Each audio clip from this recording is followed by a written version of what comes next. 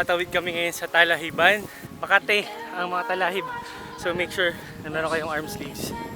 Ayan o.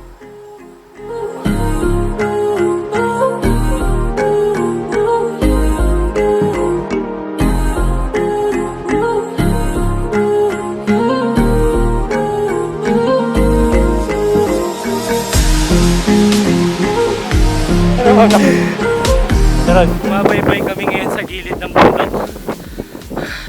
Hangin, lakas. Patuloy pa rin kami nakaka-experience ng makulimlim na weather. Dahil sa hangin. Nagagawa mo lang na yun.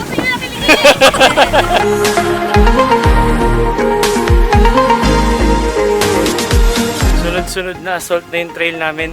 Let's go, ganda ng view. At kasalukuyan po kami ngayon nagpapahinga sa kalagitnaan ng kabundukan at karagatan. Nalaspag na. Busy yung apat to. May photo op na nangyayari doon. So dito, tanaw nyo na yung anawangin ko. Salukuyan kami ngayon pumupush papunta sa summit. Final stretch. Let's go. Araw, black. Dahil sunog kayo, walang sisilungan. 95% ng trail is open. Okay? Baby, this is what you came for. Kami ngayon ay bumababa na at mabato yung trail niya. So iba yung pag-iingat.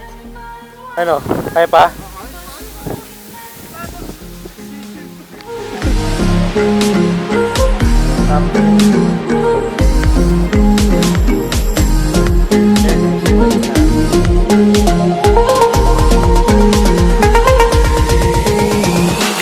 Natatanaw ko na ang liwanag.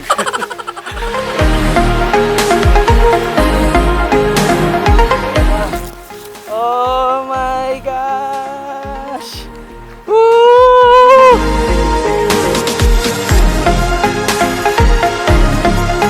At ang ending ng aming adventure for the day ay ang napakagandang beach ng Anawangin.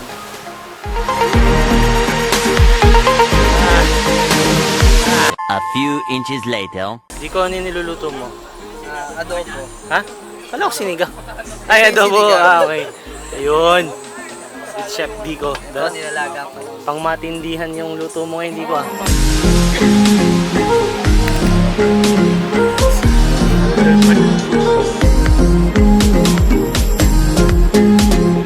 Day 2.